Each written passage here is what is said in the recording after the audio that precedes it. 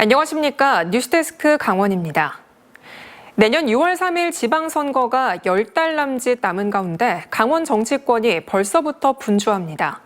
더불어민주당은 자치분권 강화에 주력하고 국민의힘은 새 도당위원장을 선출하는 등 조직 재정비에 돌입했습니다. 김세정 기자의 보도입니다.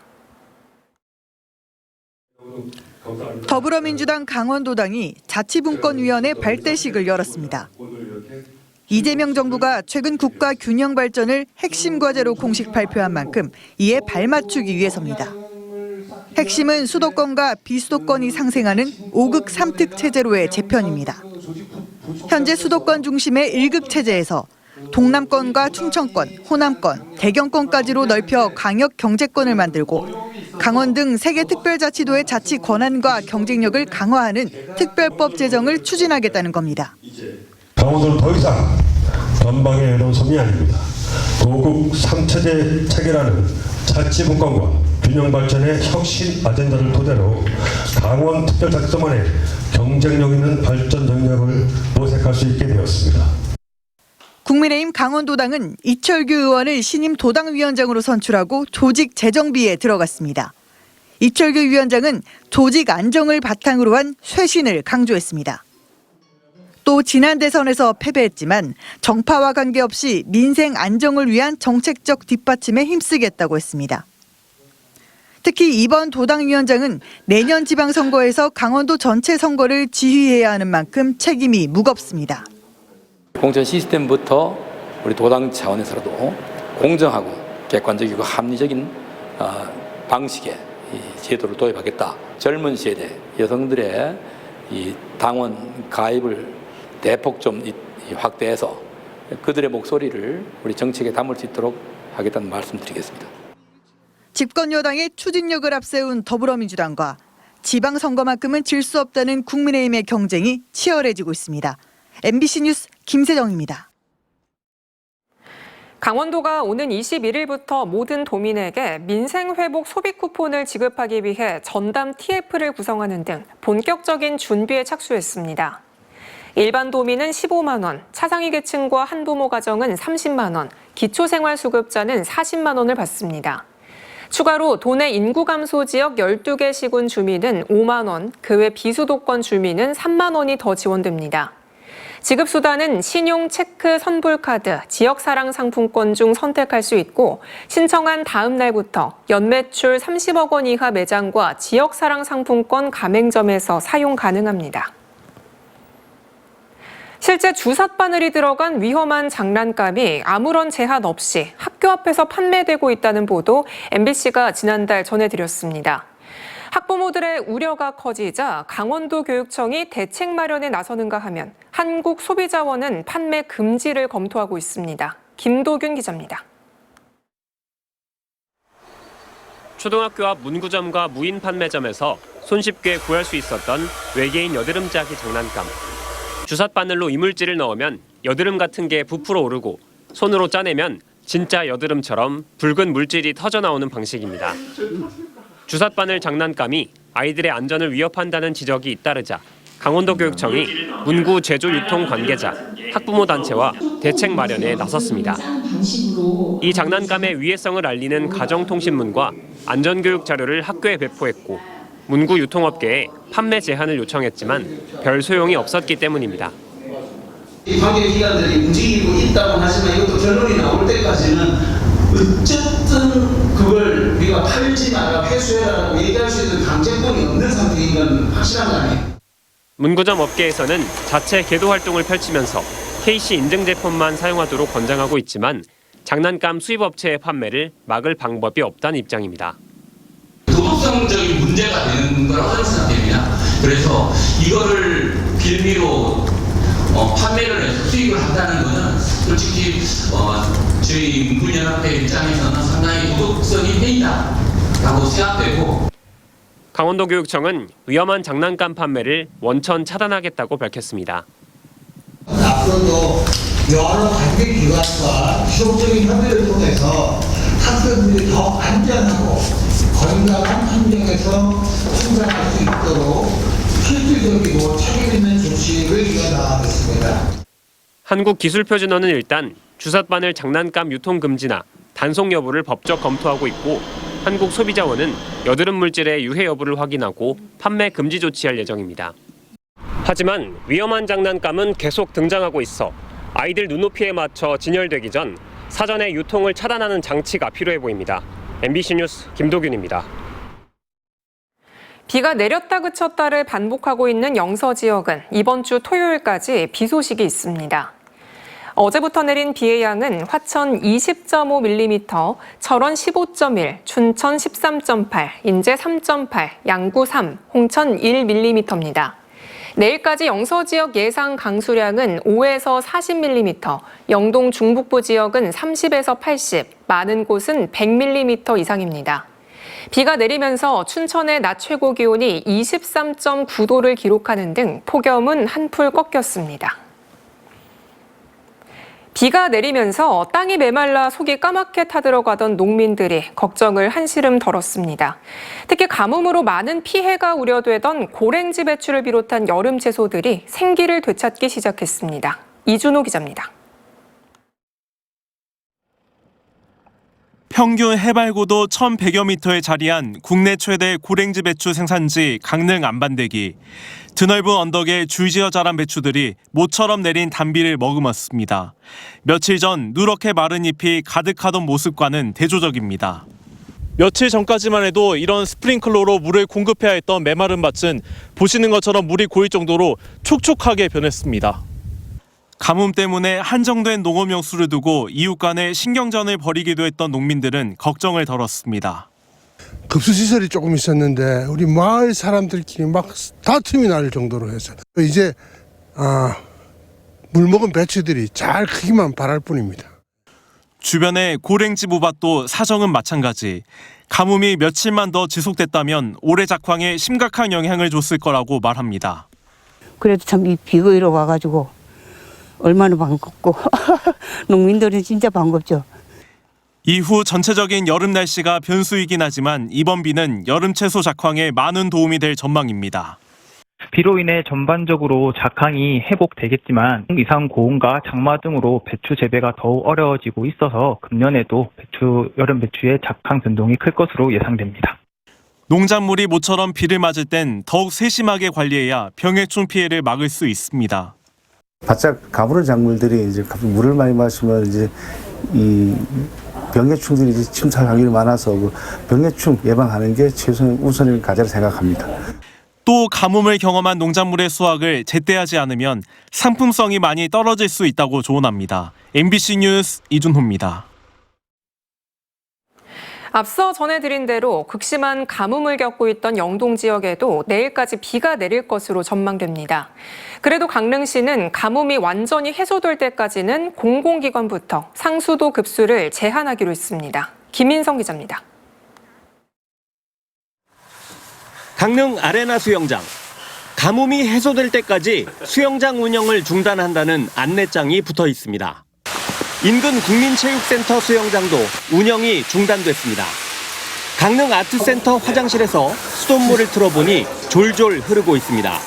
강릉시청 화장실도 마찬가지로 수돗물이 평소보다 훨씬 약하게 나옵니다. 수압을 평소의 30% 정도로 조절하는 방식으로 물 공급을 줄였기 때문입니다. 강릉시는 긴급 회의를 열고 가뭄이 완전히 해소될 때까지 공공기관이 운영하는 수영장, 공중화장실, 체육시설, 시립도서관 등의 수돗물 공급을 줄이기로 했습니다. 강릉의 식수원이 되는 오봉저수지의 저수율도 눈여겨보고 있습니다. 오봉저수지의 저수율이 25% 미만으로 떨어질 경우 국가재난으로 판단해 재난대책본부를 가동하기로 했습니다.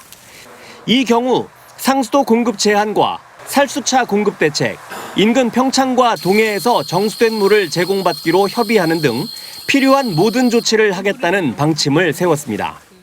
최악의 상태까지는 저희가 이제 단계별 조치 계획은 다 마련을 해놓은 상태였고 그 상황이 오기 전까지 물 절약이라든 그런 거를 이제 더 연장을 좀 계속 하게끔 그런 쪽으로 계속 대책을 마련하고 있었어요.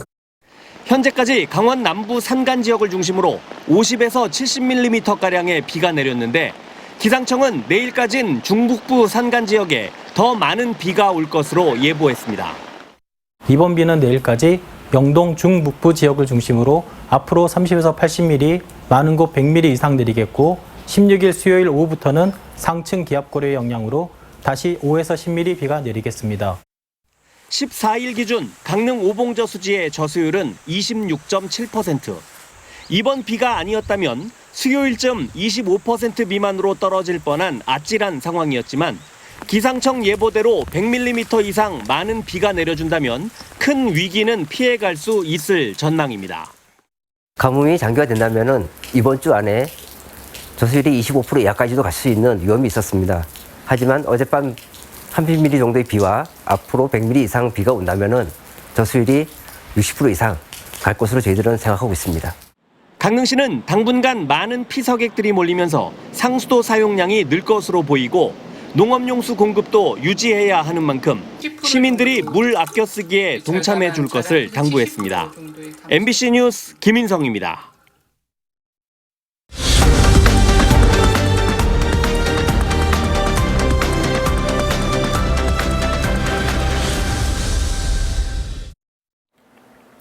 오늘 오후 3시 36분쯤 춘천시 석사동 스무숲 일대 주택과 상가 230호에서 지중 설비 고장이 원인으로 추정되는 정전이 발생했습니다.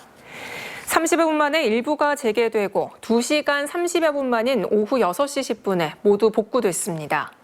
이와 관련해 오후 3시 37분쯤 석사동 변압기 한 대가 폭발하면서 인근 SUV 차량 2대에 불이 붙었다가 진화돼 소방서 추산 500만 원의 재산 피해가 났습니다. 이에 앞서 오늘 오전 9시 10분쯤 강원대 춘천 캠퍼스 농업생명과학대학 건물 개축공사 현장 인근에서 지하에 매립된 고압 케이블이 손상돼 건물 44동에서 정전이 발생했습니다. 강원도가 오늘자로 양구군에 도내 첫 말라리아 경보를 발령했습니다. 이번 말라리아 경보 발령은 지난달 20일 질병관리청이 전국에 말라리아 주의보를 발령한 데 이어 양구에서 말라리아 매개 모기 개체수가 증가한 데 따른 조치입니다. 강원도는 무증상 감염자 등 환자 조기 발견 사업을 강화하고 모기 서식지, 민가, 축사 주변에 대한 집중 방제와 함께 주민, 방문객을 대상으로 예방 홍보 활동을 적극 시행할 계획입니다. 김광래 강원도 경제부지사가 오늘 취임식 없이 국장들과 현안 점검 회의를 시작으로 공식 업무에 들어갔습니다. 김 부지사는 관행이나 형식에 얽매이지 않고 도민이 체감할 수 있는 변화에 집중하겠다며 현안 해결에 대한 의지를 드러냈습니다.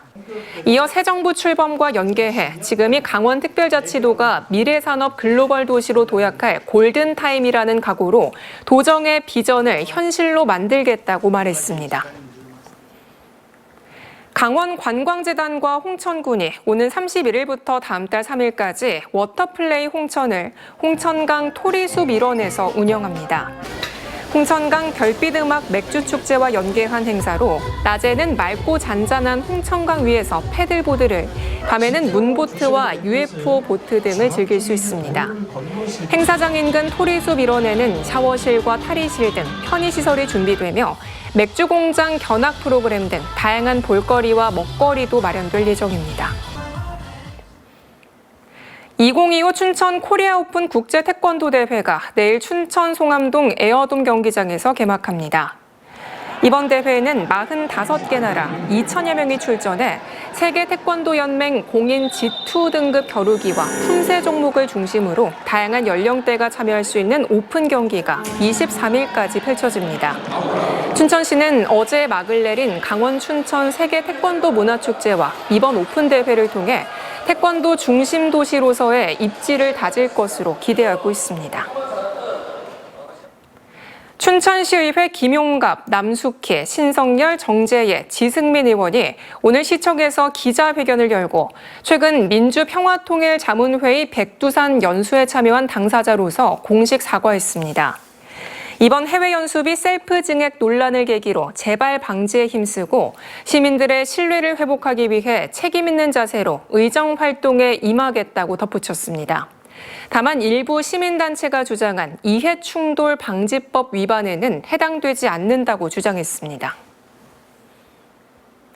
양구군의 대표 안보관광지인 을지전망대가 운영 재개 4개월 만에 누적 방문객 7,000명을 넘었습니다. 코로나19와 시설 정비로 한동안 운영이 중단됐던 을지전망대는 지난 3월 재개장 이후 매달 방문객이 늘고 있습니다. 양구 안보관광지 홈페이지를 통한 예약이나 당일 현장 신청을 한 뒤 통일관에서 신분 확인과 보안 교육을 거쳐야 하고 관람은 하루 4번, 한 번에 최대 160명까지 입장할 수 있습니다. 신영재 홍천군수가 민선 8기 취임 3주년을 맞아 기자회견을 열고 주요 성과를 발표했습니다. 신 군수는 군민이 주인되는 새로운 홍천을 핵심 가치로 삼고 6+1 역점 사업을 통해 경제 으뜸도시 도약 기반을 다졌다고 자평했습니다. 특히 홍천 국가 항체 클러스터가 국가 첨단 전략 산업 특화단지로 지정되는 등 바이오 헬스 산업과 일자리 창출에 큰 성과를 냈다고 밝혔습니다. 강원도가 고향사랑 기부금에 대한 답례품으로 30종을 추가 선정했습니다. 춘천 닭갈비와 강릉의 동화가든 짬뽕 순두부, 속초 오징어 순대 등 지역을 대표하는 유명 먹거리들이 선정됐습니다.